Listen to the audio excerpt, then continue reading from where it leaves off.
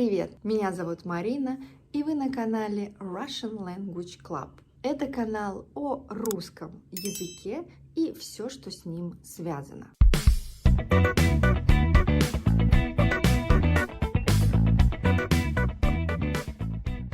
Но в сегодняшнем видео я не очень много буду говорить о русском языке, даже наоборот. Практически ничего не скажу вам о русском языке, потому что в этом видео мы с вами пойдем на экскурсию в Большой театр. Вы когда-нибудь были в театре? А что-нибудь вы слышали о Большом театре? Говорят, что Большой театр – это главный театр России и один из самых больших театров в мире. Так это или нет? Давайте сегодня мы это и узнаем.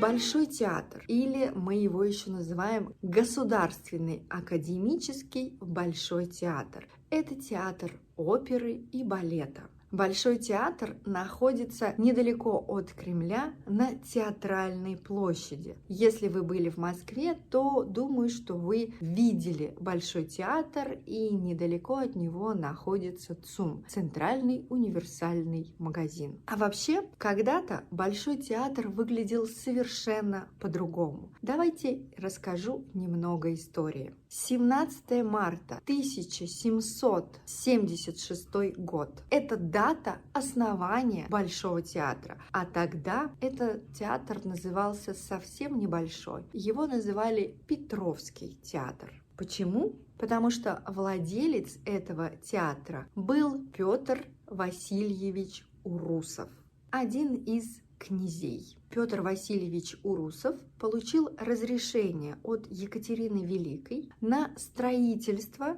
театра в Москве. Урусов купил территорию, где сейчас находится Большой театр. Эта территория была не самая лучшая, потому что находится прям рядом с рекой Неглинкой. Именно поэтому здание Большого театра много раз быстро изнашивалось, портилось, потому что оно было рядом с рекой, и вообще местность была болотистая. Итак, Урусов построил первое деревянное здание Петровского театра. И театр даже не успел открыться, как сгорел. Следующее здание Петровского театра строил уже английский архитектор. Он построил кирпичное трехэтажное здание. Интересно, что первые здания театра смотрели не на Театральную площадь, а фактически смотрели в сторону ЦУМа. То есть вход был со стороны ЦУМа.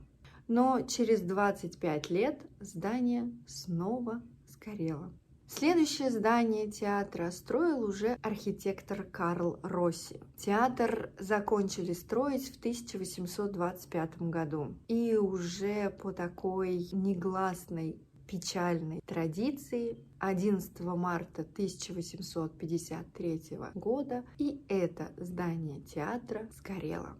Интересно, что архитектор Росси даже специально придумал целую систему, чтобы обезопасить здание от пожаров. Он над крышей построил большую цистерну с водой, но когда начался пожар и люди добрались до цистерны, от пламени они не смогли даже открыть воду в цистерне. Следующее здание Большого театра уже строил другой архитектор, Альберт Кавас, и строил он его уже достаточно долго. Он его строил почти 3 года. Он основательно подошел к строительству, и окончательное здание театра настолько восхитило жителей Москвы и жителей Петербурга, настолько им понравилось, что именно так Большой театр и выглядит до сих пор. Не так давно в Большом театре проходила масштабная реконструкция. Основное здание театра было закрыто, и реконструкция закончилась только в 2011 году, то есть всего несколько лет, как открыли главную сцену театра. И сейчас театр настолько современный, он как шкатулка, разбирается, собирается в разных вариантах. Например, в театре есть небольшой бетховенский зал, который достаточно бюджетный, то есть туда можно купить очень бюджетные,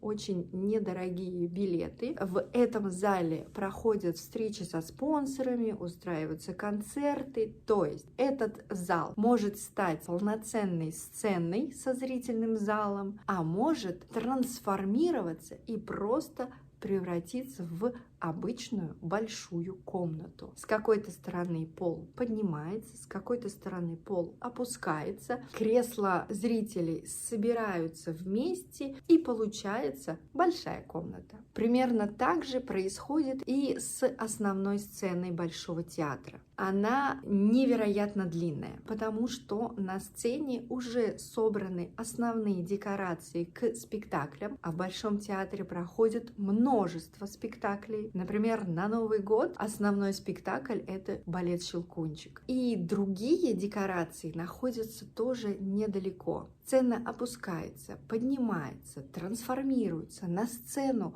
Большого театра приезжают животные, заезжают машины. Сцена настолько длинная, что все это происходит прямо за театром. То есть сцена театра заканчивается на соседней улице. Машина с животными подъезжает прямо к заднему ходу на сцену и в нужный момент оказывается перед зрителями. Большой театр занимает 7 этажей над землей. Самый высокий ярус для зрителей — это 4-й ярус. Это как раз 7-й этаж. То есть, если вы хотите недорого купить билеты на балет «Щелкунчик», туда можно, кстати, купить билеты даже за 500 рублей, но это будут стоячие места, и это будет на последнем 4-м ярусе. Вы будете очень хорошо видеть самую главную, самую красивую люстру Большого театра, и на артистов вы будете смотреть сверху. Еще очень интересный момент, что именно на 4-м ярусе очень хорошая акустика. Поэтому, если вы хотите слушать оперу в Большом театре, то не переживайте, 4-й ярус тоже будет хорош. С акустикой тоже отдельная история. Зал Большого театра специально проектировали таким образом, чтобы звук обволакивал вас. Звук идет из-под вас, то есть под креслами находится специальная аппаратура, которая передает звук под вами. Стены театра создают такую акустику, что вы находитесь в звуке. Это очень круто. Когда я была на экскурсии в Большом театре, меня это очень впечатлило. Интересный момент, что если вы хотите смотреть балет, то не покупайте супердорогие билеты на самый первый ряд портера. Вы будете смотреть на музыкантов, а артистов балета вы не очень хорошо увидите. Точнее, вы будете смотреть так немного на их ноги. Большой театр — это не только сцена и зрительный зал, но также это и фойе, но и роскошные залы. Кстати, интересно, что Николай II отмечал свою коронацию именно в Большом театре. И для Николая II в Большом театре спроектировали комнату, в которой он говорил свои первые слова как царь, как новый император России. Есть даже такая небольшая комната, в которой, если вы стоите в центре, то все в комнате очень хорошо вас слышат. То есть вам не нужно громко говорить. Они будут максимально хорошо слышать каждое ваше слово. слова. И также в этой комнате интересная акустика. Если вы стоите в одной стороне комнаты, другой человек стоит в другой стороне комнаты, и вы что-то будете говорить друг другу, вы услышите. Вы будете находиться друг от друга далеко, но вы будете слышать друг друга. То есть здание театра изначально проектировали так, чтобы там была очень хорошая акустика. Сейчас, конечно, театр выглядит очень помпезно, очень дорого, богато, все это золото, красный бархат. Когда я в первый раз зашла в Большой театр, мне показалось, что это чересчур. Так сейчас уже не делают. Когда вы немного погуляете по театру, вы понимаете, что именно так и должно быть. Мне так показалось. Именно такой и должен быть Большой театр. Он не должен быть скромным, он должен быть богатым. Все это сделано не за один год. Все это создавалось очень-очень долго. Много талантливых людей работали над интерьером Большого театра, над акустикой Большого театра, над тем, чтобы зрителю было комфортно, уютно, интересно, красиво, удобно, и чтобы зритель получил эстетическое удовольствие. И также в театре работает большое количество талантливых артистов, музыкантов, художников и других людей, которые создают это волшебство, чтобы мы, зрители, могли насладиться оперой и балетом. Будете в Москве, обязательно сходите в Большой театр. Не обязательно покупать билеты в Бартер. Вполне можно и на 3-м или на 4-м ярусе. В Большой театр можно сходить и с экскурсией. Правда, необходимо заранее забронировать экскурсию. И приезжайте в Москву. Здесь еще очень много интересных мест.